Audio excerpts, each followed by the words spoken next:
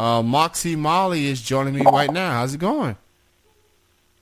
I'm good. How are you? I'm doing good. Thank you so much for being on the show this evening. I truly appreciate it. Oh, thank you so much for inviting me. Absolutely. So, let's go ahead and begin. What got you started as a wrestler? Um, I have all brothers, and so I grew up watching wrestling. I was a wrestling fan. Um, I grew up, I was about 22 years old, and I went to Raw Live. It was my first live wrestling event ever. I sat ringside, and there was a women's match, and everyone was getting up and, like, walking around. They weren't interested at all. And in a kind of negative way, I was like, if these ladies can do this, I can do this.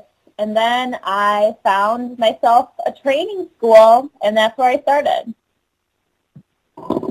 So, people got stories, and meanings behind their names, if you will. What makes you went with the name Moxie Mollie? Moxie Mollie. Okay. Well, first I wanted to be Moxie Roxy, but I later found out that that was the name of a famous burlesque star. And so since I really wanted kids to get behind me, I obviously thought that was a terrible idea.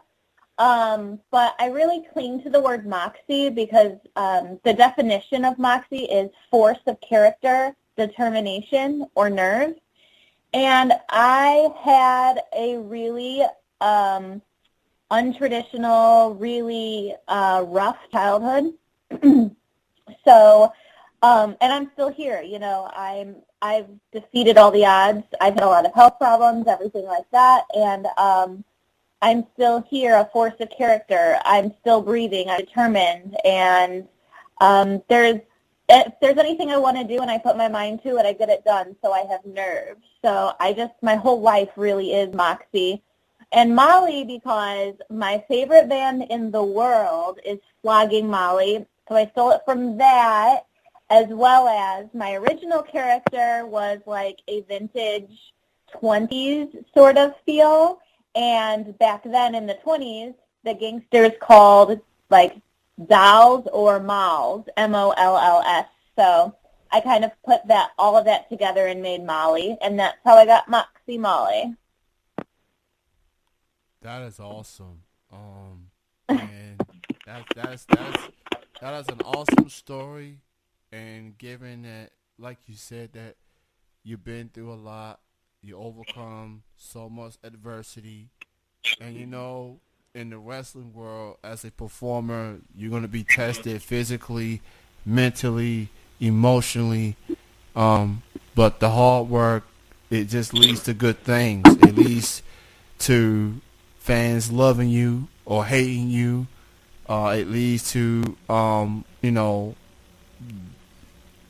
seeing it all put together, and fans admire your work. Um, uh, what do you consider your favorite part of being a wrestler? Is it the fan interaction? Is it the storytelling?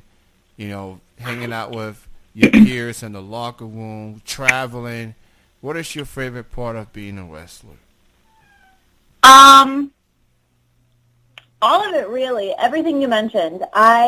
Like I said, I had a rough childhood. I didn't really have anyone to look up to. So when parents or children tell me that, or even young adults tell me that I'm someone that they look up to, like that is the reason I live. I just want to be a role model to people. So it's really important. Moxie Mollie is most definitely a role model. Before I was a wrestler, I did start college for musical theater, and I have been in theater my entire life since age 4. So I definitely really am about the performance aspect as well. Of course, you got to be physically fit, and I love working out in the gym. When you reminded me we had this call today, I was like about to walk into the gym, so I skipped the gym today. I'm so sad, but I love working out. So I love that aspect as well. I love challenges, and as a wrestler, your education never stops, I feel, and I just love the challenge of learning more or surprising people if they think that I won't be able to do a certain move or what have you. I also really, like you mentioned, I really love like all the guys and girls in the locker room. Just my home-fed ARW Pro in Lake Station, Indiana. For Christmas, I got all 30 people on the roster a Christmas gift because I consider them all family. And if I could give every person on every roster that I've ever been on a gift, I would, because although it is a close-knit circle, it's beneficial because you get to know everyone on a personal level, and you get to know them all and love them all and sometimes hate them, but ultimately you still have respect for each other and carry on. So really my answer is I love it all. Actually, you mentioned traveling. I detest being in the car for very long, so that's got to be my biggest downfall with this business is being in the car. Every now and then you run into some knuckleheads. Yeah. Whether you at work, whether you at school, it's bound to happen. And if you're not running into some knuckleheads, then either you're lucky or I don't know. I guess sometimes you need some craziness. You need some method to the madness sometimes, especially if you're a performer. So, if you don't mind, couple of weeks ago, maybe not a couple of weeks ago, but a little over a week ago, there was a historic moment, a first ever all women's Royal Rumble match that had happened. Yes. It was a good sight to see. Good to see some of the women of the past going, with women of the present and the future. Molly Holly, you had Michelle McCool, you had, blended with Oscar and Becky and Bailey, and just seeing Charlotte and Alyssa watching, and then seeing Wanda at the end. What was your thoughts on the women's Royal Rumble match, and how big do you think it is just for women wrestling in general? It's funny that you ask this because although I shouldn't bring attention to him because he, like you said, is a knucklehead, there is another male who does a podcast. It's called the Ha Pod, and they call him Draven, and he and I kind of rib each other all the time because he's always talking poorly of women's wrestling. And last time I saw him in person, we kind of got into a very sort of funny but a verbal altercation, and it ended in him saying, like, you talk to me when women's wrestling is headlining or main eventing pay-per-views.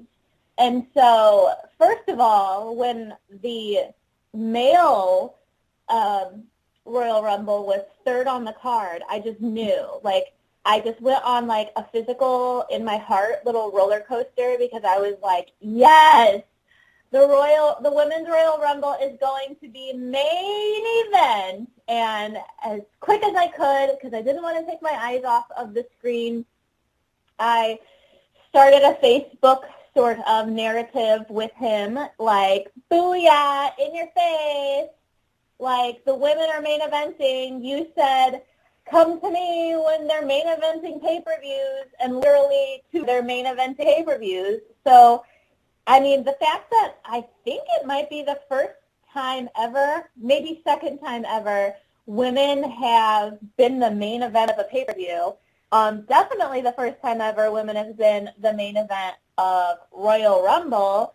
And, like, I don't think there is a number or words that can describe how monumental that is for women's wrestling. And I know that people think they say we're at the heart of the women's revolution. But really, I feel that we haven't even reached the climax yet. We're still climbing the hill. Like, every week women are surprising you of what they're doing on Raw and SmackDown and even in the Indies. Every week we're doing something new. Every week we're being ingenuitive. Every week women's wrestlers are having Moxie and doing something new and doing something bigger and doing something better and just impressing fans. So the first ever Women's Royal Rumble is monumental enough. But then add on top of that, the cherry on top of the monumental Sunday is that they main evented. And I think that's really starting to show where the wrestling industry and the entertainment industry as a whole is going. They're investing so much in women, and we're finally starting to be seen as equals. And that's just a really amazing feeling. You know, I could go on and on about how, you know, women have had to climb the ladder really to prove themselves in any working world, not just the wrestling world. So I'm actually really happy I'm a part of wrestling while this is happening. And I'm also just honored that it's happening in the wrestling world even more quickly than it's happening in the real world. Like, wrestling is finally starting, wrestling is taking the first step in, like, hey, America, hey, world, like, women are awesome, and they can do anything that they put their minds to. That is absolutely true, and I think you are right. That is I think that's the second time that there's been a woman main event at a pay-per-view. I think the first was back in 2017, Women's Hell in a Cell match. Charlotte, right? Charlotte and Sasha Banks. That was a main event. Yeah. If memory serves me correctly. So, but that Women's Royal Rumble match was pretty epic, and it should have been the main event from the get-go, and I'm glad that they were able to let that happen. And Asuka winning it, it's going to be interesting to see where we go in the coming months leading up to WrestleMania and what Ronda Rousey's plans are going to be. And now this woman's evolution continues to make history because in a couple of weeks we're going to have the first ever all-women's Elimination Chamber match. And that will be for the Raw's Women's Championship. So, you know, WWE, they doing something right here. They got something really good going here, and it feels like the next up should be women's main event at WrestleMania. Now, do I see it happening this year? Probably not. Maybe next year, but it's just taking one step at a time. So they got the talent for them to take these steps. It's just a matter of where we go from here. So I'm happy for what I've seen so far. All the women deserves credit for the roles that they have played. So it's great to be. I agree so much. Yeah. So it's great to be a wrestling fan, woman's wrestling fan. It's just great to be a wrestling fan. Period. So I like what I see so far. So for you, Moxie. What's some upcoming shows that you have coming up that people need to check out? Oh, I'm glad you asked. On February 17th, I will be making my Chicago-style wrestling debut in Chicago, Illinois. And then the following day, it's a Sunday, February 18th, I will be making another debut at Lucha Libre Total in Berwyn, Illinois. And as if the month of February couldn't get more epic, I will have a third debut, February 24th, at Kaiju Attack Wrestling, also in Chicago. And then on March 10th, you can find me at my home fed at ARW Pro in Lake Station, Indiana. And I wanted to add, for all your listeners out there, if you are listening and you think you might be a fan of Moxie Mollie, I am actually up. I'm in the polls for the Crash Tested Wrestling Woman of the Year. So if you go find Moxie Mollie on Facebook, you can find the link there to vote, or you can just look up Crash Tested Wrestling and still vote Moxie Mollie for Woman of the Year. Well, you definitely got my vote, that's for sure. Thank you so much. So go to Moxie Mollie's Facebook fan page. Go look for the link. It should be there, and show your support and vote for Moxie Mollie, and support indies wrestling, support women's wrestling. Yes. I can't stress the importance of indie wrestling. Support it. Go see it. Just walk in and see if you like what you see. Yeah, and considering how people complain about what's on TV, what's not on TV, and yet they don't go to indie shows. I mean, it's like you don't know until you go to a show yourself and see what's going on. There's a lot of talented wrestlers in your neck of the woods, and people don't even know. And It's true. And until you go check out a show, you're just gonna be some idiot on social media blabbering on and whatever. And all these wrestlers that you see on TV, they started, well, not all of them, but majority of them started on the indies. And It's true. and the funny thing is, they weren't getting the huge support until they made it to the big leagues. So it's like, support indie wrestling. There's a lot of good wrestling out there in your neck of the woods. It's just a matter of asking around, look on social media. There's indie wrestling, maybe 15, 20-minute drives from where you may be. So go support your indie wrestling companies out there in your cities and nearby cities, if you will. So if you can have a dream match, it could be against anyone. For that matter, who are some women out there or men that you want to go up against that you haven't had a chance to work with yet? Well, if it was my wildest dreams, I wouldn't wrestle, but I would maybe be his valet. The Undertaker, he is my number one favorite wrestler ever, from the beginning of time. And then same thing with Sheamus is my number 2 favorite of all time. And then I'm a real big fan of, obviously, Stone Cold, Chris Jericho, Finn Balor. I wouldn't want to wrestle any of them, though. Obviously, none of our types kind of go together, but I would love to be an awesome mixed-gender tag team with them. As far as females go, she's from around Indiana, and she's making it big. Ruby Riott, formerly Heidi Lovelace. I actually own a pair of shoes of hers, but I would have loved to have gotten the chance to wrestle her. I have wrestled and still adore and hope to sometime soon share the ring with Melanie Cruz. I would love to wrestle Becky Lynch. And although I am certain that they would both murder me, I would love to wrestle Nia Jax and Asuka. So those are probably some of my biggest ones that I would love to do.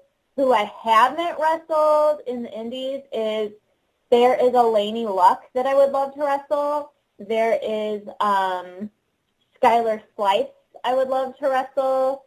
And, there's this other girl, her name is escaping me right now, but she does a cholo gimmick, and she's big in Chicago. Valentina Loca Valentina, that's another one I would love to wrestle. Very good choices you got there. And I am familiar with Ruby Riott, Heidi Lovelace. I've interviewed her before when she was Heidi Lovelace, and I've seen her wrestle in person, not just on the indies, but in WWE as well. She is an incredible, gifted athlete, and I'm happy for what she's been able to do so far. And I'm just going to put it out there. Fastlane is next month. It looks like she might be next in line for that women's championship. I'm just going to put that out there. It's crazy. I mean, how amazing would that be? Because Moxie Mollie kayfabe is from Indiana. She's from not that far from where I grew up. So it'd be just amazing to see another Hoosier up there doing that, putting us on the map. And she's part of the Wyatt Squad. Sarah Logan, very familiar with her. Crazy Mary Dobson. Kentucky's very own Sarah Logan. She's also someone I've interviewed in the past. She's awesome. So I roll with her. I ride with Wyatt Squad all day. So that's my favorite trio right now. The Wyatt Squad. They're cool. They're unique. They all bring something different to the table, and just seeing them causing chaos it's a fun sight for me. I love it. I enjoy it. Um, so you are on Facebook under Moxie Mollie. What are some of your other social media links? Twitter, Instagram, or any other links people need to know? On both my Twitter and my Instagram, I am the Moxie Mollie. That's capital Thee, Moxie, Moxie, Mollie, Mollie. And on Facebook, my athlete page is Moxie Mollie, again, Moxie, Mollie. But if you have trouble finding it, its handle is also the Moxie Mollie, Thee, Moxie, Mollie. I want to thank you, Moxie, for being on the show. Truly appreciate it, and hopefully I'll see you at a show too. I do live in Kentucky, so maybe I may have to make the drive there. I know I'm actually talking to a booker to possibly get down there in Kentucky, so I'll definitely let you know. Okay, I'll definitely keep an eye on that for sure. I may have tagged a promotion or two, so maybe I think I know what you're referring to. So, Okay. so I'll definitely keep an eye on that for sure. Continued success, and you have a good night. Have a great weekend.